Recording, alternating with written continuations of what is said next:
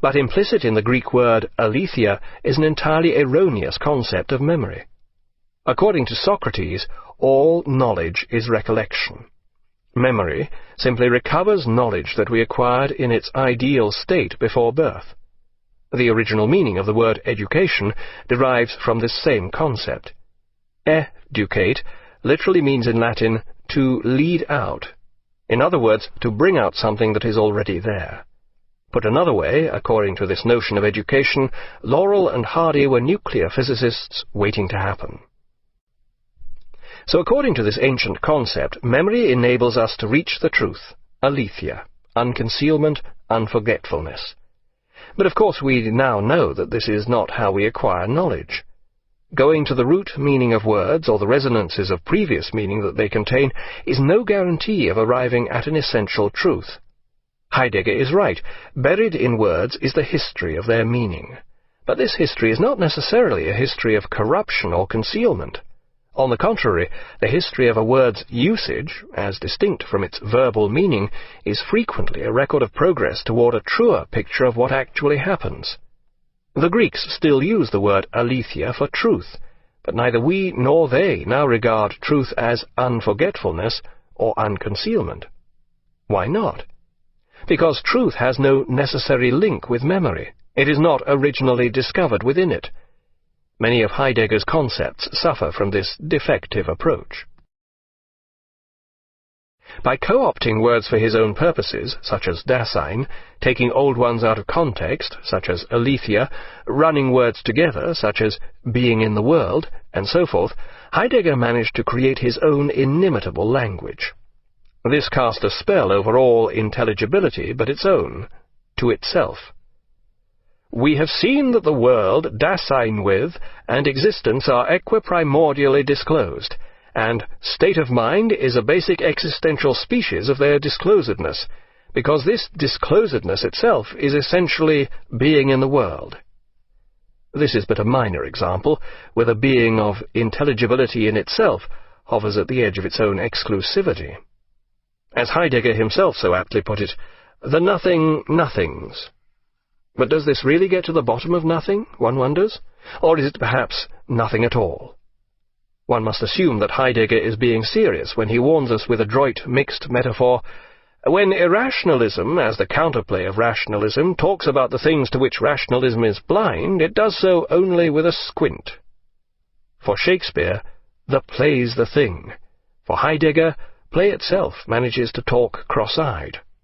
As he soberly warns us, we must avoid uninhibited word mysticism, an admonition that he immediately follows with, nevertheless, the ultimate business of philosophy is to preserve the force of the most elemental words in which Dasein expresses itself, and to keep the common understanding from levelling them off to that unintelligibility which functions in turn as a source of pseudo-problems. Indeed, even for us of the common understanding, words that have force at the expense of meaning are devoid of pseudo-problems. Instead, they have real problems if they are to be understood at all. Heidegger's declared aim was to determine the essence of man solely in terms of his relationship to being. Such inward-looking exclusiveness reminds us that Narcissus, too, derives from that era of integrated being which ended with Socrates. It also begs a vital question. What if this essence of man lies elsewhere than in the realm of this denatured being? What if it lies in part or entirely in the realm of psychology, or social existence, or religion, or political existence, or rational philosophical investigation, or in a fusion of several of these? What if there is no such thing as existence without these particular aspects of it? Indeed, is it possible to conceive at all of existence devoid of such attributes? In order to come to terms with Heidegger, one must leave aside such quibbles. How are we to arrive at this essence of man, or at least progress toward it? According to Heidegger, this could be done only by eliminating the accidental and the trivial, as we concentrate on the core of human being. Only by the anticipation of death is every accidental and provisional possibility driven out. By grasping the finitude of one's existence, One frees oneself from the shallow multiplicity of possibilities that life presents to us. By shunning such things as comfort and the easy life, and by not ignoring the question of death, we can bring Dasein into the simplicity of its fate. In angst or disquieting guilt or the grim prospect of dying, the being of Dasein is disclosed to us. Such extremes are necessary because of the deep fall or decay, Verfall, that has occurred in Western thought. Verfall, literally to fall away. Man has fallen away from his being. This has been brought about by our exaggerated and one-sided technical development, which ignores our deeper being. Here it is seemingly necessary to overlook the fact that this development elevated most of us from a nasty, brutish, and short life, giving us the leisure and conditions in which we could think about our existence. At any rate, the result is that we now have a highly inauthentic way of being. This inauthenticity has been inevitable to human existence, and has characterized it more or less since Socrates, Plato, and Aristotle ruined everything. According to Heidegger, the curse of inauthenticity comes from simply not concentrating one's life upon the question of being. It occurs in individual behavior, arising from such trivial pursuits as brain surgery, devoting one's life to the selfless service in a leper colony, or becoming a chess grand master. And it occurs in the behavior of an entire epoch, such as the Hellenic period, the Renaissance, and the Enlightenment. In 1928, Husserl retired from the professorship of philosophy at Freiburg. On his strong recommendation, Heidegger was given the post. At 39 he was now a full professor.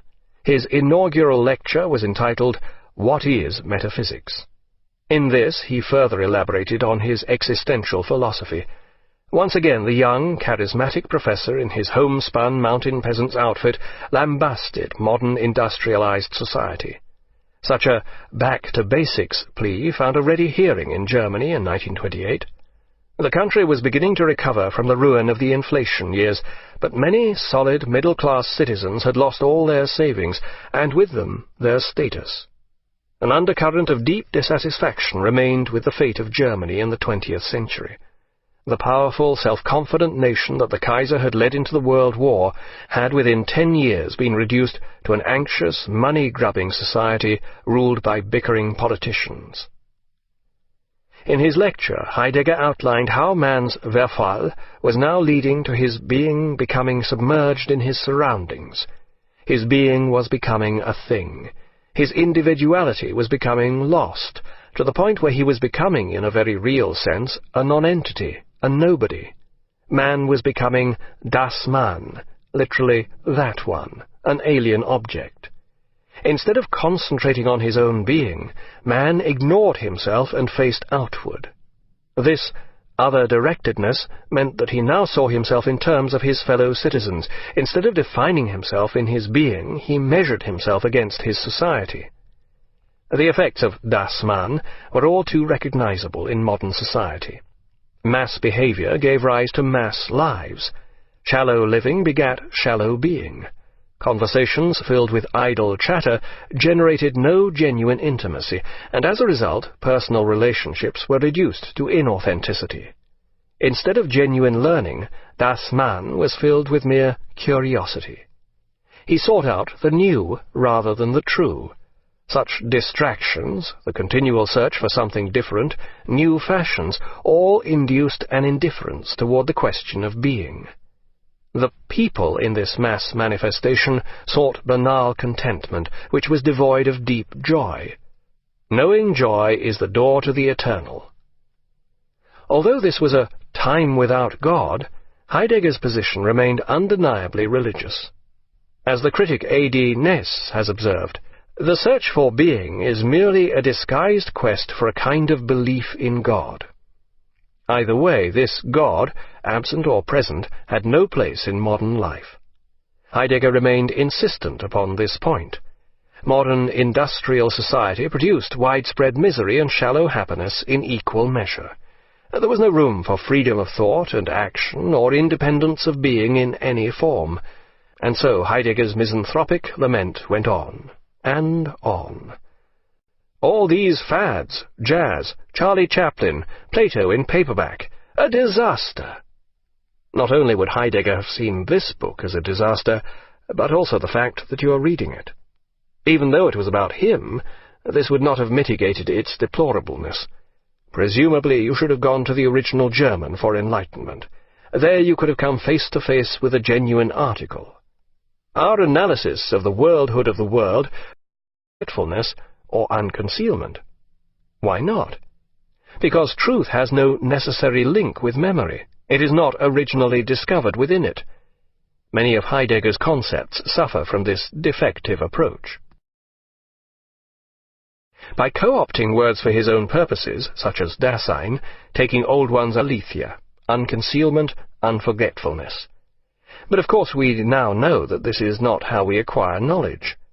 Going to the root meaning of words or the resonances of previous meaning that they contain is no guarantee of arriving at an essential truth. Heidegger is right. Buried in words is the history of their meaning.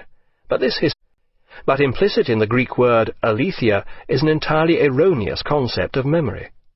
According to Socrates, all knowledge is recollection.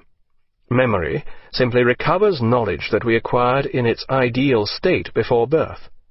The original meaning of the word education derives from this same concept. Educate literally means in Latin to lead out. In other words, to bring out something that is already there. Put another way, according to this notion of education, Laurel and Hardy were nuclear physicists waiting to happen. So according to this ancient concept, memory enables us to reach the truth. History is not necessarily a history of corruption or concealment. On the contrary, the history of a word's usage, as distinct from its verbal meaning, is frequently a record of progress toward a truer picture of what actually happens. The Greeks still use the word aletheia for truth, but neither we nor they now regard truth as unforgettable.